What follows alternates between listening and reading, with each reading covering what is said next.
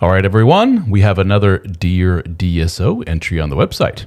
And you can submit your own story or question at dadstartingover.com/dear-DSO. Now, this one was a really good one. And this was one that I think myself and a bunch of other dudes out there, a lot of my followers, will listen to this question I received and nod their head and say, oh, we've seen this. And as I told Samantha here before we got on here and started recording, that I could sit here and Google and try to act like some kind of armchair psychologist and try and figure out what's going on here with this particular situation, or I could just come to the expert, the lovely and talented Dr. Samantha Rodman White. And for those that don't know, you can learn more at Dr. Psych Mom. Do a search for Dr. Psych Mom on all the social media channels, drpsychmom.com. Better behavioral. What's the full? My group practice is Thank Best you. Life Behavioral Health. Best Life Behavioral Health. I wanted to say best behavior. Bestlifebehavioralhealth.com. If you don't know Dr. Samantha Rodman White, then you probably haven't been on social media in the relationship talk sphere like ever, because your face is out there. You probably beat me in the race for amount of content posted on a daily basis. I beat everyone in that race. I don't come up with ideas first. I just start the camera first and then I talk. There you go. Well, you got a formula, and it works. All right, so let's get into it. So this question comes from Jack. Jack says, and I quote, "I am divorced now for 9 years. I've been fortunate enough to meet a lot of great women. I have no interest in marrying again, and a lot of women are perfectly fine with that. Along the way, I've met 4 ladies that I would consider to be hypersexual. They wanted it even more than me, and I am a very high libido guy. All 4 women had the same thing in common: childhood trauma. Yeah. One lost her mom in a car accident. One lost her dad because he left after divorce. One was sexually abused, and one lost her dad to cancer. The sexual abuse I understand, but what I don't understand is how loss of a parent can result in what I see as promiscuous behavior. I also don't see this as these women faking the high libido to get my attention, because 2 of the women were actually angry with me for not being able to keep up with their sexual desires. I didn't want to do it multiple times per day, and so they ghosted me. What is your take on this?" Before we get your take, dude, I could have written this. Jack, who wrote this. I have a relatively short amount of dating experience between the 2 marriages, but in that time, I got to meet all kinds of ladies. And you know me, I have the gift for gab. I love to talk, and people tend to open up to me and talk to me about their past issues. Right. I'm one of those people, and I got to hear all kinds of stories that made me say, "Oh wow!" And sure enough, if they had something along this flavor of childhood trauma, that went hand in hand with, they were pretty sexy people.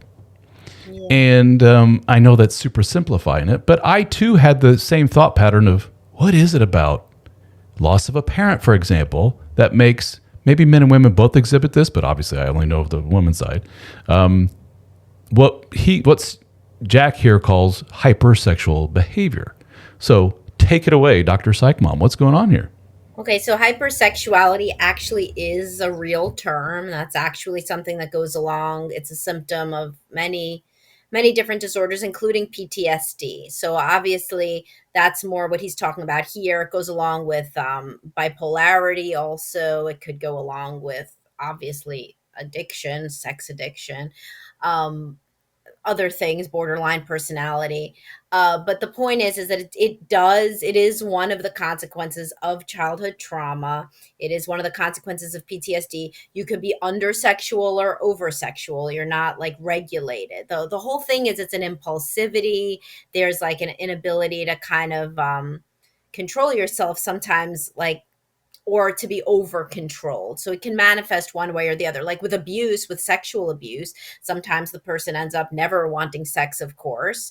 And sometimes they kind of want to own that and be in charge of anything sexual that's going to happen to them in the future.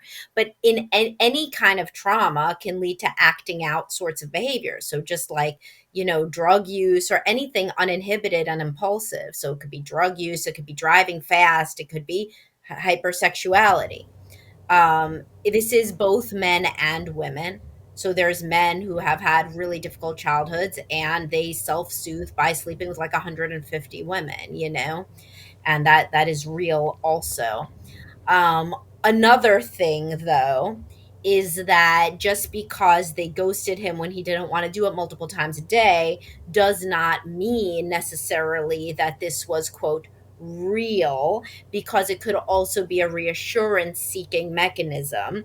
And for women with lower self esteem, which would go along with childhood trauma. So even if you lose your parent in a car accident, even if intellectually you know that that's just an accident and random, it still feels like you're like a very unlucky kind of broken, weird, damaged person, after that, and so people engage in, not for everybody, but it's, that can also be just start kind of a cascade of feeling bad about yourself and other bad things happening for trauma to happen, right?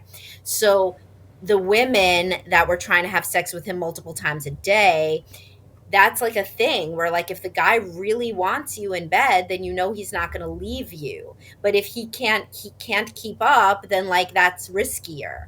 It's much easier to be with a man who's kind of for sure always going to want sex. If you feel like all you have to offer is that, and that's the way that you're going to get yourself into a secure relationship, then it is risky to be with a guy who ever says no. They would not have ghosted him had he always done it. That's not just because they were chafing at the bit to have sex.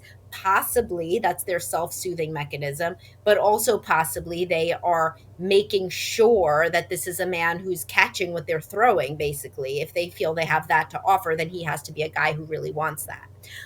And also, there's the self soothing, like dopamine release of literally having an orgasm. In the orphanages, children like masturbate, to self soothe. Like, this is like a thing. So, if you feel really alone and lonely, it's just like how guys get really addicted to porn. Women can get really addicted to sex, men can get really addicted to sex. I've Hmm. just never seen women get super addicted to porn, but I've seen all those other three. But I mean, they probably do now with the proliferation of it. So that is a long answer to yes, Jack is correct that those things can concord. I guess where myself and Jack, the question was, why does this manifest itself? We can certainly understand childhood trauma leads to XYZ behavior, which is soothing behavior, but I guess we erroneously are thinking that it leads to distinctly sexual behavior. And your point is no, not necessarily. It leads to impulsive, Oh no, those soothing women are behavior. drinking a lot. They're drinking a lot. They're making bad financial decisions. There's a lot of shit going on there. Hmm. There's a lot of bad stuff going on. I was also going to say too that abuse, especially, can lead to borderline personality disorder, and that is a more seductive sort of. So the person with borderline personality, right? They do not feel strong in their core. They have very low self-esteem and a low sense of value. So frequently then, you ramp up the sexuality uh consciously or subconsciously, because again, that's a really good way to meet a guy. And if you feel like you can't be alone, and in borderline personality there's intolerance of aloneness, and that's a good way to make sure you're never alone. And you can convince yourself too that you are high libido, but, and I have a post on this, frequently when women's mental health improves, their libido goes down. If it was the kind of libido that was artificially heightened by this insecurity and reassurance seeking. So, and of course, like literally antidepressants also like bring it down, and other, you know, medications. But even in the situation where the person just develops healthy self-esteem, they're not going to predicate their whole self-worth on being your sexual dream girl anymore if they feel they have more to offer. Hmm. And this is just exhibit A for why women with these conditions are so intoxicating to men, so validating to men. Totally. Yeah. Because they just want to be anything that the guy wants. But what does that mean? That they don't know who they are. And then the rubber really meets the road there when you're trying to have children. And then, like, that you're trying to have children with somebody who now has to teach a sense of self and impulse control and mental health when they don't have it, right? To Hmm. teach. So that's when these things derail. If it were all a long summer fling, then it would be great, you know? And now we're getting into some uncomfortable conversations around the origins of true quote unquote libido. When is it true? When is it brought about by some kind of trauma? When is it actually a legitimate fake thing that a person is doing in order to try and get attention from others? When they are in that mode of trying to soothe and get some real attention from the other person, if you were to, I guess, question them or pull them at that time, would they in fact themselves say, "No, I'm genuinely turned on right now"? 100%. It's like a little version of the honeymoon stage. What I always talk about being drunk on new relationship energy. That woman does literally want to have sex. There is no secret trap door and you go underneath it. She's like, nah, actually, I don't. It's all integrated. She feel that is what she is. There's not this bait and switch. It's not real, you know? Hmm. In any but like fucking like Gone Girl, like the movie, like if we're talking about like crazy ass sociopathy, then Hmm. like sure, but not with the usual person. So Which, yes, of course, the person with borderline personality or any sort of trauma related hypersexuality, of course they feel like a super sexual person. Often until later in life when they're like, "Oh, like I was doing it for I realize now I was doing it for this and this and this reason. A lot of those encounters I didn't really like, you know? I mean, mhm, it's different when you look back sometimes to honeymoon stage also. Any sure. sort of state like that. Which one was Gone Girl? Was that the Ben Affleck? Yeah, I read the book. It was great. It was like she was like making this whole thing up, like on purpose to get back at him. But like Yeah. most Oh, people, yeah, yeah. I need to watch that one again. Yeah. yeah, most people are not that's not happening for most people. So most guys, and it's also, of course, there's not like a woman who's crazy that's just randomly partnered with Joe Normal average awesome Oh no, dude. exactly. Yeah. I mean that women with borderline are drawn to men with narcissism. That's just how it goes. They're hitching their wagon to a star. They are the ones who think that this arrogant guy is really going to have enough self-esteem basically for both of them. And she's doing everything that he wants in bed, out of bed. She thinks he walks on water. A normal guy, a healthy guy would be like, "Wait, why is she so into me? Well, this is Hmm. weird. What's she like all of a sudden Yeah. too? Why did What?" she go from 0 to 100 immediately like that? That's whoa. Yeah. But only a guy who tends toward narcissism will be like, "Sounds good. Finally getting the recognition I deserve." I have seen in my experience. Yes, I know clinically the whole narcissist and the borderline dynamic is a for sure thing. There's no doubt about that. But I have also seen in my experience men who would fall under probably the exact opposite, which is very codependent, meek, for lack of a better word, not any relationship experience at all, falls under the quote unquote trap of the perfect woman, hypersexual, hypervalidating. He has no experience to see all of those red flags. He doesn't know a red flag if it was waving right in his face. All he knows is finally somebody likes me, and he has very little self worth. And after kid 2, 3, all hell breaks loose, and she's running around doing all kinds of stuff, substance abuse, the impulse control we talked about. So what I want to say to every man out there, if you find yourself with one of these, you're probably a raging narcissist, with grandiosity and so forth. I've known plenty of men who say, no, I'm not like Yeah, that at but all. there's plenty, by the way, of covert narcissists and Covert, yeah, is a thing. like super, like what I call the gentleman eunuch. So the guy that says, "Oh my God, how did this all happen to me?" Like I was such a nice guy. I picked her up on the side of the road. She was homeless. I'm just a saint myself, so I had to take her in. And it's like, wait a second, you did what with what? You did what when you met? Like, what did you not like? You did. Any human would see red flags, but you thought about yourself as this super nice guy, saint guy that, is going to make this woman's life wonderful. So there's all kinds of people who fit with borderline personality disorder women. And rarely is it a secure, I mean, it is almost never a securely attached guy. So No, even no, you're not talking about a securely attached no, guy. You're no. talking Yeah. about a guy with like super low self-esteem that is like raring to go to be somebody's rescuer because that's the Hmm. identity that they can that they find preferable to being a nobody. They could be a rescuer. Hmm. Another trait that I've seen in these types of women that Jack here is mentioning, they tend to be, and we're going back to the old attachment, very avoidant in nature. I don't know if that's the proper application of the term, but that's how I'm describing them. But to flesh that out more is that they are not the softest people in the world. They're not one to have genuine love and intimacy and deep conversations and so forth. It's all very superficial, and it's all very mechanical. The sexuality. It's all very, for lack of a better term, almost masculine, where it's just get over here, bang me, blah blah blah blah, beat it, leave. And a lot of these men are kind of like, you snuggle afterward? No, I'm not a snuggler. I don't like that kind of thing. That's what I've seen for a lot of these types. I don't know what's going on there exactly.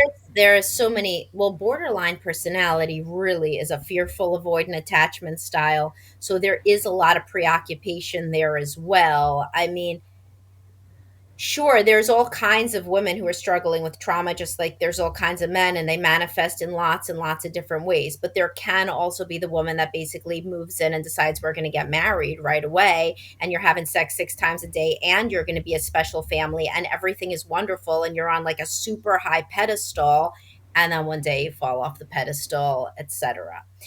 So there are a lot of people that just want to make their life perfect, and sex is the flag that they are subconsciously waving to attract Prince Charming, and they want that so bad, and everything goes well, and then there's some sort of empathic rupture, and then because there was a lot of trauma in the past, then everything kind of goes to garbage. Mm-hmm. So Now, there's really all kinds there. here's something though. How we as men, let's say I'm talking to single men out there, freshly divorced, that got out of a quote unquote toxic relationship, dysfunctional relationship, and they want to do it right this time. And there's some guy out there that's like, I met a gal and she seems really great. And I've known her for a while. And let's say for a period of 2 years now, she's been pretty hypersexual.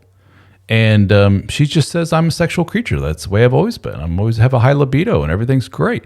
And here's this man saying, I'm listening to this kind of material and I'm waiting for the other shoe to drop. Because what I've been told all my life now is, or actually post divorce now, is if they are hypersexual in that way, oh, Oh, be careful. yeah, I had two things to say. The first is about something you said before. You could have all the gift of gab in the world, and if you're talking to a woman at a bar and she shares any trauma in her past at the beginning, that's already red flag number one. So there is an extra variable in this experiment, which is that this guy knows that all four of those women had past trauma. Yes. So if you share that early on, that in and of itself is a marker that the boundaries are not really there. And So let me pause you there. How I always interpret that is with my very male brain is kind of a test, if you will. Let me throw out this awfulness to see if it scares this man away.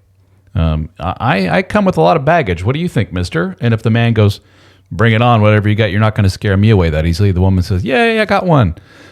That's kind of yeah, how but we it interpret isn't it. yay I got one. It's more like yay somebody loves me. Like There I've you go. shown Yeah. my worst self It's and not somebody conniving. It's not sociopathic in not that way. Yeah. conniving. It's more like a little girl who wants to be loved for who she really is. So she leads with the worst part of who she really is. And he sees if he loves that, then he loves me. And Mm-hmm. so then that's like the thing. But so first of all, they're sharing too fast is not a manipulation. It's a red flag that somebody has been hurt, you know what I Mm-hmm. mean? And they've been hurt so much that they're looking for a rescuer, not in a bad way. Because when they feel like I have met Prince Charming, they really feel like that. It's going to be like this forever. We're going to be so in love, not like anything I ever had as a kid. This is going to be perfect. My children are going to see a perfect house. That's how they're really thinking about it, with none of the skills to make that happen. And as I've said, the men that are attracted to them often also have no skills to make that happen, a healthy relationship. But and next, what was the thing that you said? Oh, the high libido, and how can you tell if it's an artifact of trauma? Well, if you've been with somebody for 2 years and she's not disclosed any trauma, I mean, Probably not. I mean, probably it's a high libido. However, that does not mean that there's still not the honeymoon stage. A woman could be high libido. And this is why I encourage people all the time to talk about exes and just get over themselves and their insecurity. So many men are like, why would I want to hear what you did with someone else? Gee, I don't know, because literally, would you hire a secretary with no resume? As I've made this analogy before. So, you want to know. I mean, it's not flattering to think that you are not the only guy to turn her on, but it's great because that means that she's a high libido person that can be turned on, literally. This whole thing of like being the woman's sexual awakening and she's only going to sexually awake for you, that is a fool's bet, right? So if she has been with you for 2 years, things are hot and heavy, that's still squarely in honeymoon stage. But if she's been in other relationships before and it's kind of been the same, and she's what I always say is the most important thing is the physical touch love language. And so if a woman is cuddly with her friends, with her animals, with you, if she's confident in her own skin, if she walks around naked, if she's like comfortable with her body, then that's usually a very good sign that even after the honeymoon stage, yes, she'll decrease like every mammal, but she will not go down to zero, most likely. What you're saying is to be overall very pragmatic when it comes to selecting a mate. Don't set aside those red flags. When somebody initially says to you, I'm a victim of trauma, and let me tell you what it is I went through. When somebody says, let me tell you about some hard times with my ex, and maybe sexually or otherwise, and your ear should perk up and you should tell me more. And you may very well hear some things that make you say, this is no bueno. I'm out of here. That is counter to. This is something I think a lot of women don't fully appreciate. It's kind of been hammered into our heads as men throughout our adolescence and beyond, is to be kind of a savior to a lot of women. When a young gal is in need, you better raise your hand and say, I'm here to help you. And some of us more codependent types carry that into our romantic relationships as adults. And so when we see somebody say to us, women in our lives, something's wrong with me, and it scares away everybody. And I'm kind of hoping it doesn't scare you away. That's where a lot of us men go. Here's my chance to be the knight in shining armor. And there is a chorus of men and women both that say, good for you, dude. Good for you.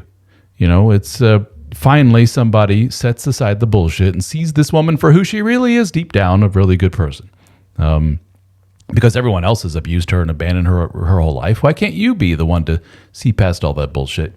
I recently posted a meme about the movie Forrest Gump. I don't know if you saw that. I saw that. Boy, but how interesting in the comments. There's a lot of women saying, "Oh, you people are assholes." Poor Jenny. I assume you've seen the movie.